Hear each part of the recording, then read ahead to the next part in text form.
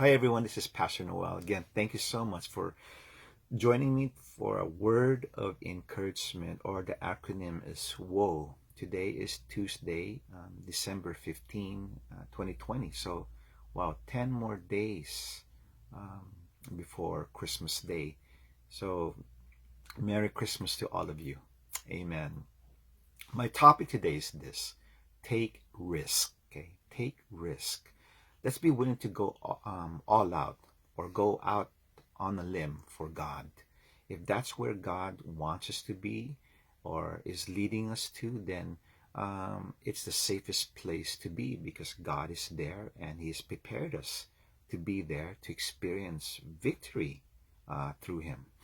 In Proverbs 16, verse 9, it says this: a man's heart plans his way, but the Lord directs his steps. No matter how risky our lives are, if God is leading us there, let's do it. Take the risk. Follow Christ. Our desire to live a risk-free life is a form of unbelief. Okay. Now you might say, "Wow, Pastor, that's pretty strong." Well, because our attempts to minimize risk often correlates with our lack of trust in the Lord, or our lack of completely surrendering our situation to God. If we're not going to if we're not going to be risk takers, we'll pretty much end up doing nothing significant for God, because risk taking will require faith. It will require considerable amount of faith and trust in God. Faith is the willingness to risk anything for the Lord, okay, or everything.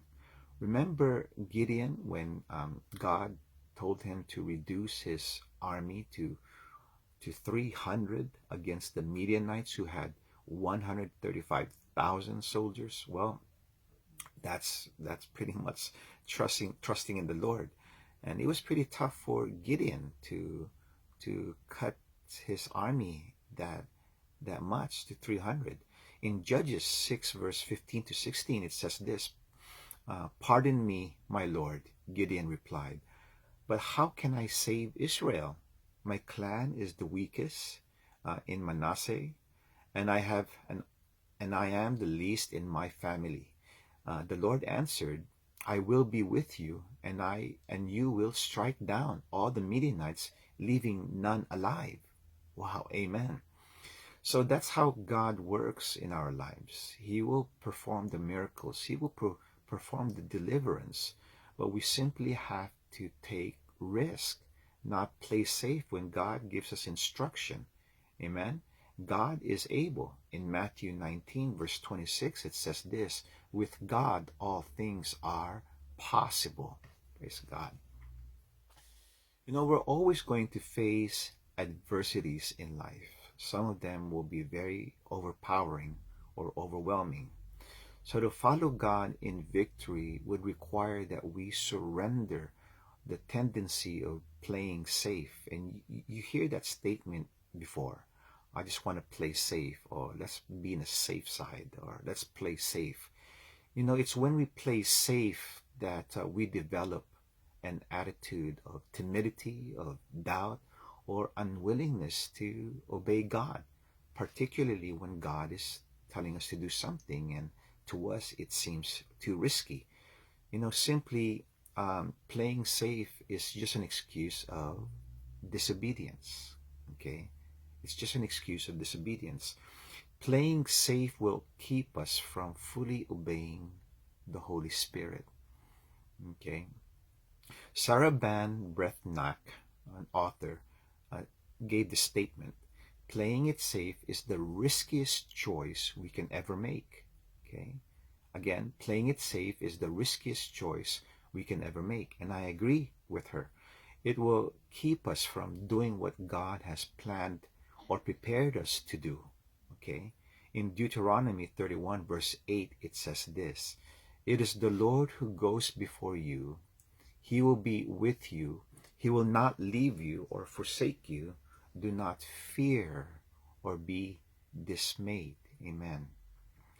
You know, when God is the center of our lives, we can obey God courageously, like that of Peter, stepping out of the boat, walking on water, or Gideon reducing his army to 300, or Abraham leaving uh, his home, the land of Ur, for the promised land. You know, we would learn to relax and to enjoy the adventures and the phases of life with God. Okay, in Psalms 9, verse 10, it says this: those who know your name will trust in you, for you, Lord, have never forsaken those who seek you. Amen. So as long as we're walking close to God, let's not play safe when the Holy Spirit is leading us um, to take a risk of sharing the good news to someone, or to pray for a stranger if the Lord is leading us to do so, or going forward and doing something beyond our comfort zone or reservation, because it's there that we will experience God's grace and mercy and His power. That's where we will experience abundant life. Amen. So last verse is this, Psalms 23 verse 4. Even though I walk through the valley of the shadow of death, I will fear no evil, for you are with me, your rod and your staff, they comfort me. Amen. Well, I hope you're blessed, and just take the risk. When God says go, go. Amen. Hallelujah. And you will experience abundant joy and answers to your prayers. Let's pray. Dear Lord, help us to take risk, Lord, as our act of faith and obedience. Though scary, we will not doubt your leading, O God, because you have everything under control. We can't run away from problems, Lord, but when they do come, enable us to run quickly to you. May we never play safe, Lord, particularly when you are instructing us to move forward, because where and how you lead us, Lord, will be a testimony of your great love and power upon our lives. Thank you, God. In Jesus' name, amen. Amen. God's good. Amen. Well, I'll see you this Friday. Blessings. Bye-bye.